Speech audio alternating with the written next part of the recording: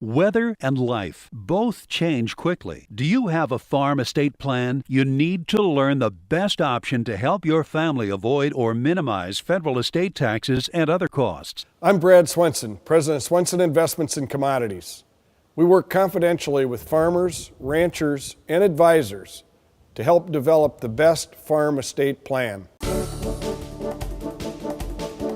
During our Farm Basics time today, we're going to talk about fertilizing your lawn. How do you do it, Darren? Well, you do it the same way that we do fertilizer in our fields. If you've got a lawn and you want that lawn to look green and healthy all through the year, you've got to feed it right. So it all comes down to starting with a good soil sample. Now, I know for many of you say, wait a minute, soil, I don't want to dig up my nice pretty lawn.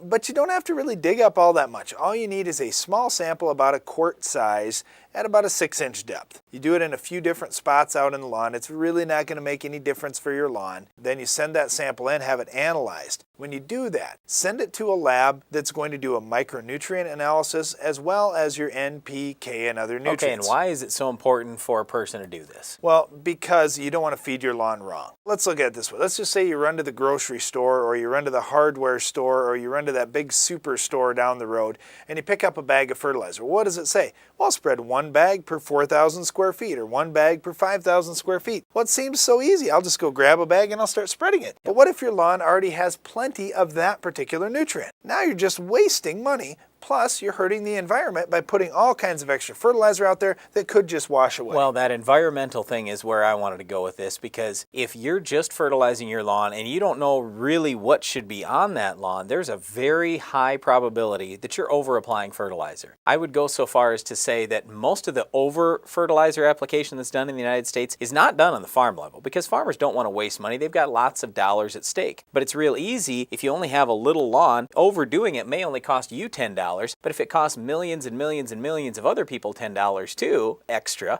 just think of all the extra money that's wasted and all that extra fertilizer that's applied. And a lot of that fertilizer can get washed either downstream or it could leach down in the soil and end up in the groundwater. When you send a soil sample in for analysis, you mark on the soil sample that you're sending it in for a lawn. And the soils lab will make a recommendation to you based on what it takes to grow a healthy lawn and what nutrients you have already present in your soil. So when you send that sample in, then you'll get a recommendation back of, oh, here's the blend you need to use. Then you can go get that fertilizer blend and pick it up wherever you get your lawn fertilizer from, and you'll know just how much to put on so you aren't throwing a whole bunch of extra money and extra fertilizer out there that you don't need. Okay, my two biggest pieces of advice for you if you've already got that soil test are, number one, crisscross your fertilizer application, and number two, split your fertilizer application into possibly even several trips over the course of the summer. Well, this is a rule that we may have learned the hard way when we were growing up. When you look at spreading all your fertilizer, it's so much faster just to do it in one pass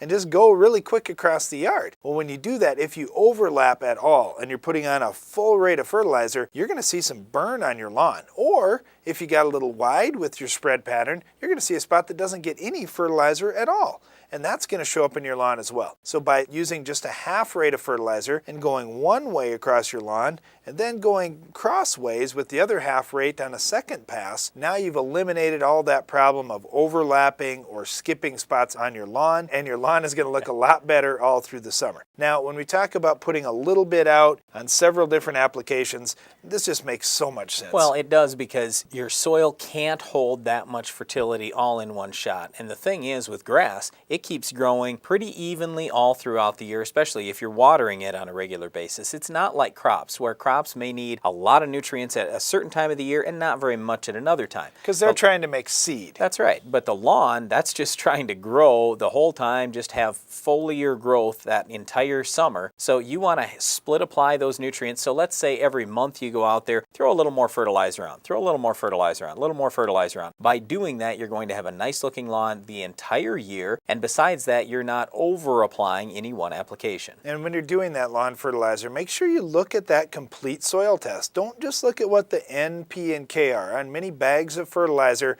they'll have a number on there. Maybe that number is 10, 10, 10.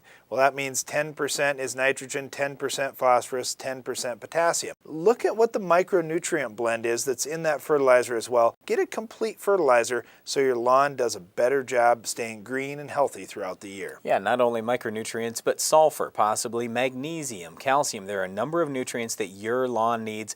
We just want to make sure you have a nice lawn throughout the season, and if you don't look at all these things, certainly you're going to have a lot less opportunity to have that nice green lawn you're after. Well, one key to having a nice lawn is keeping weeds under control, like our Weed of the Week. Can you identify this week's weed?